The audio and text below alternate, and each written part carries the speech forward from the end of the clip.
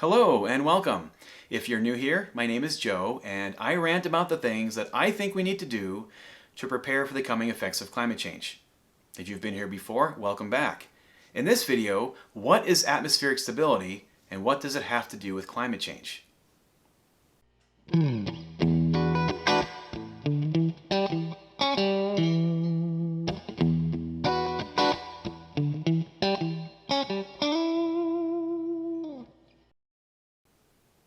Now, before I can explain atmospheric stability, I have to explain a few other concepts. So first, one thing you need to know is that air pressure is just the weight of the air above you, or water pressure is just the weight of the water above you. So if you go upwards, if you were in a hot air balloon and you were measuring the air pressure as you went up, you would notice the pressure dropping because the higher you go, there's just that much less air above you. If you're in the ocean, the deeper you go, there's more water above you, so the water pressure is greater. So the greater the depth, the greater the pressure, the higher the altitude, the lower the pressure. You can look at it either way. Another thing you need to understand is that if you take some air and compress it, compression is a heating process. If you allow air to expand, expansion is a cooling process.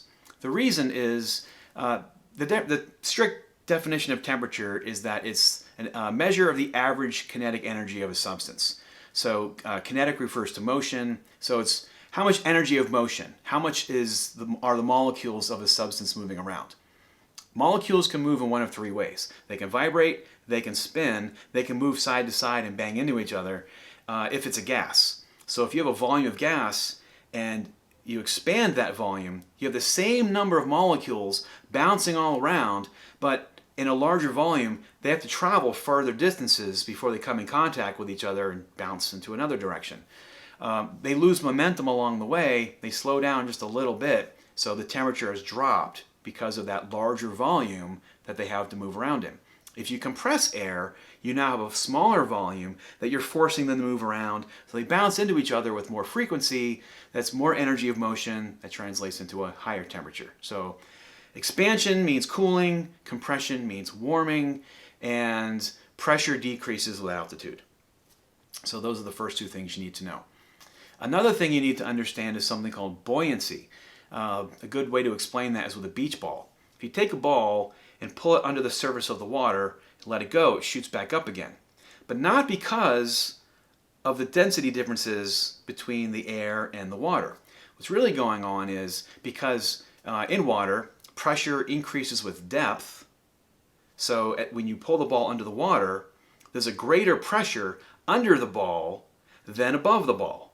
Because at this depth, there's more water above that depth than at this depth. So the greater water pressure, the difference in water pressure from one side of the ball to the other, it's greater from underneath. It's greater in the opposite direction of gravity. So it pushes the ball back up again. If that difference in pressure didn't exist, pulling the ball underwater wouldn't shoot it back up again. It would just mean the ball was squished. But it would stay there because there's nothing pushing it in any one direction. It needs a push from below, which comes from the fact that there's greater pressure from underneath than from above. Now this only works if in this case it's a ball, whatever you've moved into this substance, in this case water or air, whatever you've moved into a layer of fluid, if it's of lighter or lesser density, buoyancy will win. These buoyancy forces will push it upwards. Gravity is pulling it downwards, buoyancy will push it upwards. So if what you've pulled under the water is of less overall density than what it's surrounded by, buoyancy will push it up. If you've pulled it downwards, but it's actually of greater density than what surrounds it, buoyancy is still trying to push it upwards. There's still a greater force from underneath than from above, but the thing just weighs more. It has greater density, so gravity wins and it sinks. So if you pull something into a layer of fluid and it's denser than the surrounding fluid, it'll sink. If it's lighter than the surrounding fluid, it'll rise because of these differences in pressure. They're very small. We're only talking a matter of inches if you're talking about a beach ball, but they're just enough to have a net force upward opposing gravity. So that's buoyancy. Let's look at a quick real-world example. So let's say we have a bubble of air and we move it upwards. By moving into an area of lesser pressure, this bubble expands. This bubble of air, parcel of air, imagine a balloon, whatever. This parcel of air expands in all directions. And because expanding is a cooling process, it cools as it expands, and if after it is cooled, it finds itself heavier or cooler or denser than the surrounding air, it sinks right back down again. If you move air downward, it is compressed by the higher pressure that surrounds it. Compression warms it, and if after this warming it's now warmer than the surrounding fluid or surrounding air, less dense than the surrounding air, it moves back upwards again because of buoyancy. So in this situation, the air is referred to as stable. Moving the air upwards, and then you let it go, it moves back down. You push air downwards and let it go, it moves back up. With unstable air, the opposite is true. With unstable air, if you move air upward, and then it expands, and it cools because of this expansion. But if after cooling, it still happens to be warmer, and therefore less dense than the surrounding air, it's going to keep on rising even though you're not pushing it upwards anymore. It's just going to keep on going on its own. It's like knocking a ball off of a hill. The ball just sits there all by itself. It can't move itself. It takes an initial kick, but once you've stopped pushing it, it just keeps on going downhill all by itself because of gravity, or in this case, gravity because of buoyancy. And then if we move air downwards, it moves into an area of higher pressure, it compresses, it warms, but if even after warming it's still cooler than the surrounding air, it's just going to keep on sinking and keep on compressing. So unstable air, when it's moved vertically, it continues to move on its own. Stable air, when it's moved vertically, once the force that caused it to move in the first place is removed, it bounces back to, or goes right back to where it was in the first place. One more seemingly random concept to throw at you is something called the latent heat of water. All you need to understand here is that if you take, we'll start with ice, and you apply energy or heat to the ice begins to warm up until you reach the freezing or melting point of 32 degrees Fahrenheit or 0 degrees Celsius. So even though you still continue to apply heat to the ice, its temperature stops rising. That heat that you're adding to it stops going into increasing the motion, or because it's ice, all the molecules can do is vibrate more. The heat is no longer going into increase in the motion of the water molecules as ice. It's now actually breaking the ice bonds. The water molecules are now separating from each other in the sense that not only can they vibrate, they can also now spin. They're not free to move laterally or because they're squished in. Imagine being on a bus where everybody is handcuffed together. That's like water molecules as ice. All those water molecules are locked in place. Liquid water, imagine being on a packed bus. Nobody's chained together, but you don't really have a lot of room to move either. So you can vibrate and you can spin, but you can't move back and forth because you're squished in there. So that's the difference between ice and water. All those molecules are so squished into place, but they're free to spin independently of each other. There's a bond that forms when they freeze and locked together. Same thing happens when water transitions from liquid to a gas. It takes energy to break the bonds so that these water molecules are free to move completely independently of each other. It takes a lot more energy to do that than it does to melt water. So melting is a process that requires energy. Evaporation is a process that requires energy. But condensation and freezing actually release energy when they occur. The amount of energy it takes to evaporate a water molecule is the same exact amount of energy that is released when that water molecule condenses and joins in with some other water molecules. So evaporation and melting are cooling processes because of heat is removed in the form of heat, in the form of lowering the temperature. Energy is removed in the form of heat, and energy is released in the form of heat, which increases the temperature when you go the other way. So all you need to know about this is that when water vapor condenses, heat is released. That's the number one thing to take away from this. It's all because of bonds forming or breaking. It's called latent heat because latent means hidden. When water vapor condenses and that releases heat, the heat seems to be coming out of nowhere. but it's a chemical process. It's bonds are forming, so heat is released. To break those bonds, heat is required, so it's a cooling process. You've probably experienced this when you get out of the shower, you get out of a pool, and your skin feels cold. Your skin feels cold if the water vapor is evaporating, if the water is evaporating off of your skin and turning into water vapor. So anyway, number one thing to take away from this diagram is that condensation is a warming process. So that applies to what you're about to see here. One more thing to throw at you before I get into a real-world example. When air expands as it's moved vertically, if you move air vertically 1,000 feet, its temperature is going to drop about 5.5 Fahrenheit degrees because of that expansion, so long as the air isn't saturated, or in other words, the relative humidity is less than 100%, or in other words, as long as the temperature is greater than the dew point. For the real world example, I'm just going to round this off to 5 degrees. When air is saturated, meaning the temperature and dew point equal each other, let's use the example of 50 degrees. If the temperature is 50 and the dew point's 50, if you want to drop the temperature to 49, the dew point also has to drop to 49. So the dew point represents the amount of water vapor that actually exists. So if you want to reduce the dew point, you have to reduce the amount of water vapor. How do you do that? You cause some of it to condense out of the air. You condense it onto something, you condense them onto the water vapor condense onto itself in the form of droplets. But condensation has to occur if the temperature is going to continue to drop. When condensation occurs, that's a warming process. So when air that otherwise was cooling at 5.5 degrees per 1,000 feet, now it's dropping nearly 3 degrees per 1,000 feet. So it's actually about half as much of a temperature drop. So what's actually happening is this warming that happens because of condensation, it's really offsetting some of the cooling that's taking place because of the expansion. So again, in this real world example, I'm going to use, let's just round it to 3 degrees Fahrenheit per 1,000 feet whenever air is expanding but happens to be saturated at the time. In reality, this varies anywhere from about 2 to 5 degrees Fahrenheit per 1,000 feet.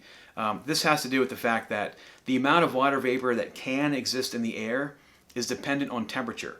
The warmer the air, the more water vapor can exist. So therefore, the higher the dew point can be to begin with. So if really cool temperatures, even when the air is saturated, there's still not a lot of water vapor that you're forcing to condense by continuing to cool the air. So the heating effect is not nearly as much as if you're starting with a much higher temperature, much higher dew point, and causing condensation to occur at that temperature. So, but let's just keep the math simple. We'll say that when air drops, as long as it's unsaturated, air rises, well, actually it goes in either direction. If it moves vertically, its temperature changes 5 degrees per 1,000 feet. If it moves upwards and it's saturated at this point, its temperature only drops by 3 degrees per 1,000 feet. So let's look at a real example of this. So let's say we have a parking lot next to a lake, and the initial weather conditions for the day, we'll start things off at 6 a.m. It's 55 degrees everywhere. 55 over the parking lot, 55 over the lake, 55 on the other side of the lake. And over on the left side, it shows the temperature every 1,000 feet. So we're starting at 55 degrees. Normally temperature decreases with height, except near the surface during the nighttime as the ground cools, because the sun is no longer warming it, it's nighttime. As the ground cools, it cools the air above it.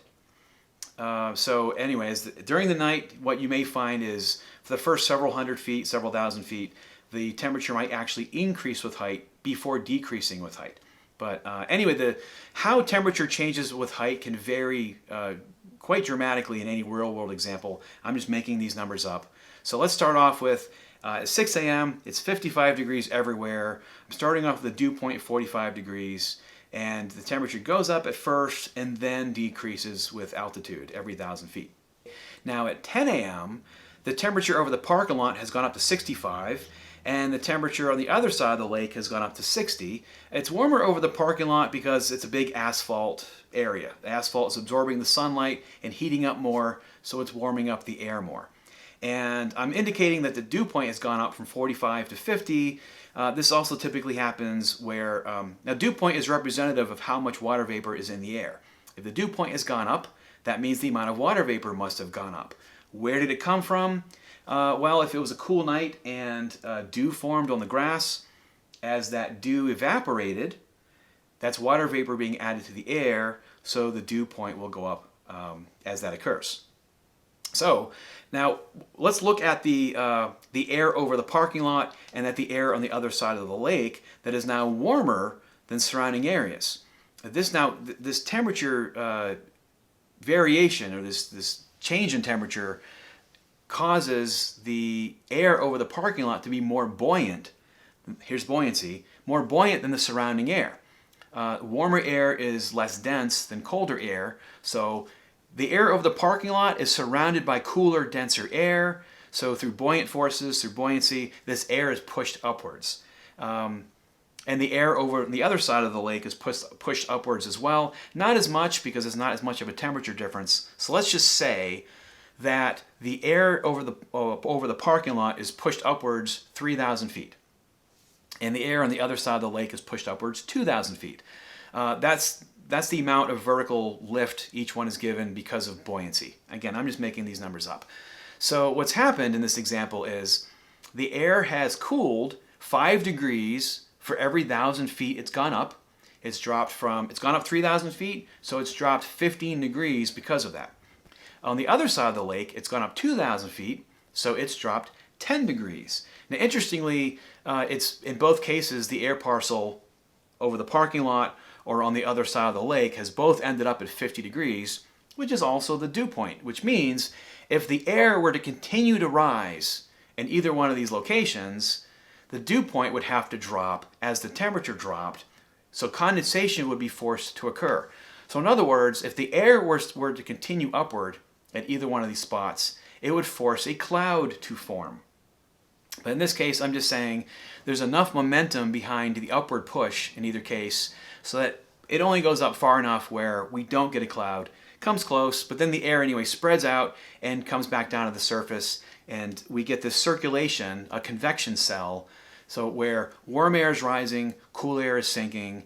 And so again, I'm just making these numbers up as to what has happened from 6 a.m. to 10 a.m. So let's jump ahead to 2 p.m. Now let's say that at 2 o'clock, the temperature over the parking lot is now 75, other side of the lake is 70. At the lake, it's gone up a little bit. It's now at 60 degrees over the water.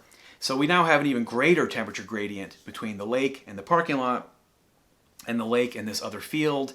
And so the buoyancy, that buoyancy forces acting on the air over the parking lot and on the other side of the lake are now even greater.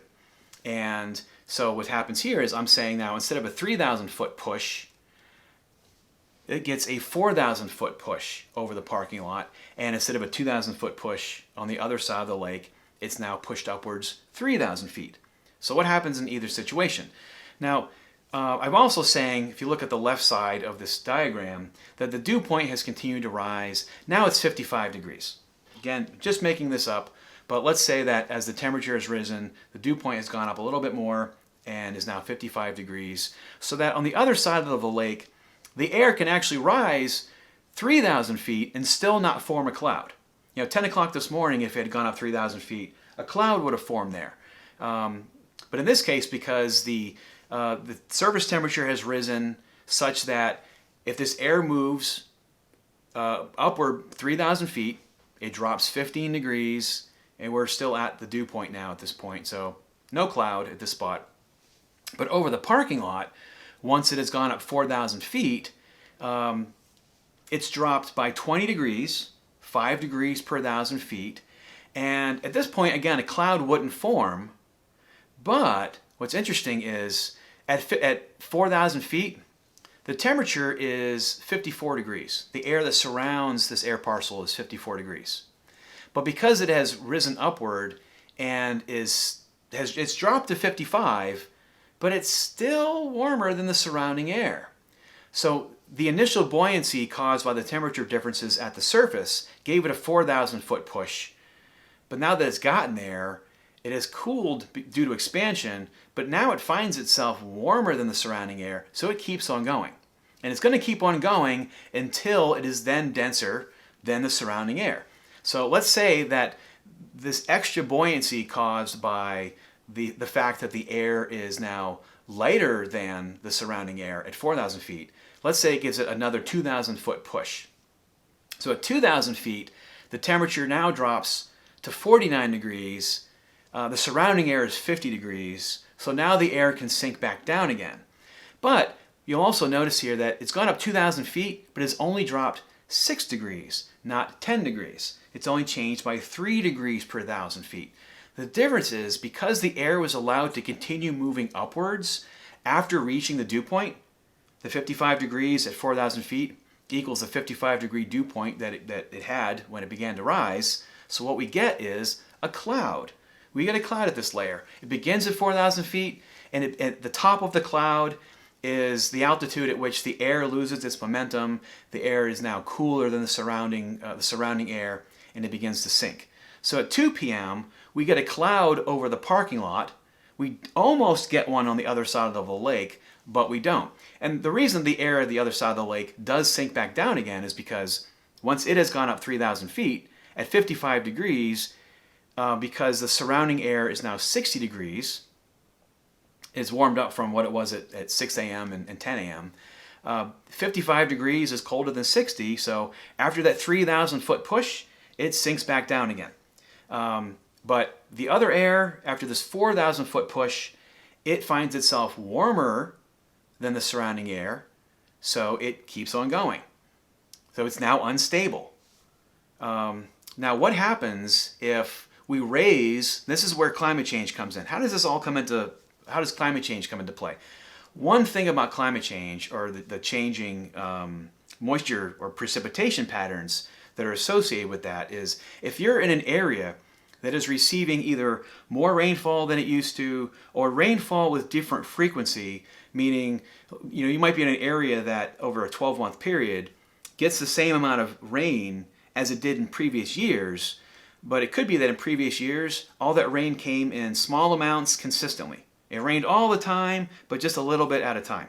But now you're finding that you get a whole bunch of rain at a time, and then you go through some dry spells. So it's dry for weeks or months, then a bunch of downpours. It's dry for weeks and months, a bunch of downpours. So even though your precipitation totals for the year haven't changed, you're changing your typical day-to-day weather conditions. So whether you have more rainfall or a difference in how the rain falls, you might experience higher or lower dew points on a regular basis. If you're in an area that experiences higher dew points, because now there's just more water vapor on a regular basis, there's more rain on a regular basis, let's take the same example, and the only thing I'm going to change is to say that the dew point temperature at 2 p.m. is 60 degrees instead of 55. So we're starting with 75 over the parking lot, 70 on the other side of the lake, and but the dew point is 60 instead of 55. So what happens here is same amount of momentum is given to each air parcel over the parking lot or over this field, such that the air over the parking lot is going to be given a 4,000 foot kick, and the air over the field is given a 3,000 foot push upwards. However, the temperature is not going to decrease with altitude in the same way, because for the first 3,000 feet, let's look at the air over the parking lot. For the first 3,000 feet, it's going to drop, for every 1,000 feet the air goes up, the temperature is going to drop by 5 degrees. But at the 3,000 foot mark, the temperature now equals the dew point. So any further upward motion, and that air is not going to decrease at 5 degrees per 1,000 feet, it's going to drop at 3 degrees per 1,000 feet.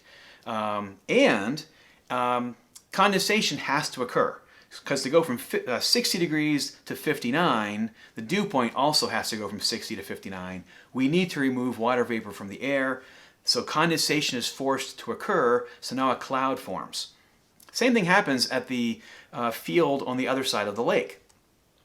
For the first 2,000 feet, we said that the amount of buoyancy caused by these temperature differences at the surface gives this air a 3,000 foot push.